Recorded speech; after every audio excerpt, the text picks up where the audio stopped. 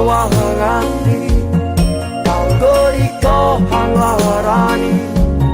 daten iki wis cukup ngrasakno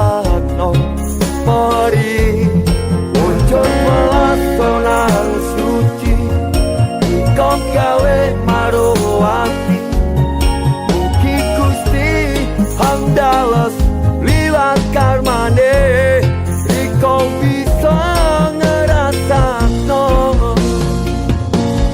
son tutup lawang ati kanggo riko hanglarani daten iki wis cukup ngrasakno